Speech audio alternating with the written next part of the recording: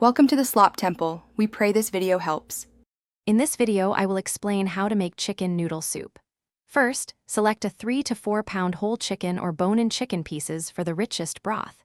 You will also need 2 large carrots, 3 celery stalks, and 1 large onion, all roughly chopped. For the noodles, choose a 12-ounce bag of wide egg noodles.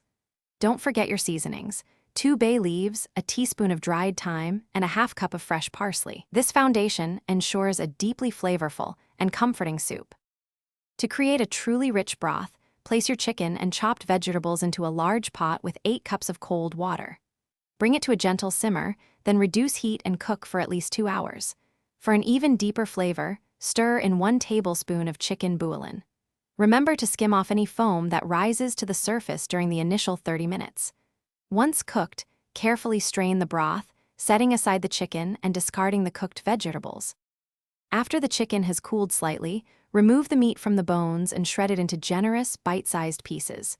In a separate pot, cook your 12 ounces of wide egg noodles according to package directions until they are perfectly al dente, then drain them well.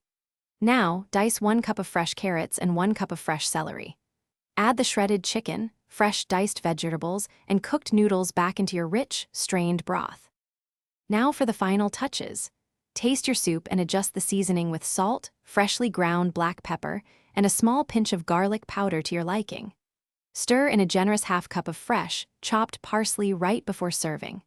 Let the soup gently simmer for about 15 more minutes, allowing all those wonderful flavors to fully meld together. Serve this comforting, hearty chicken noodle soup piping hot, perhaps with a side of warm cornbread or your favorite crackers. Thanks for watching. Consider subscribing if we helped you.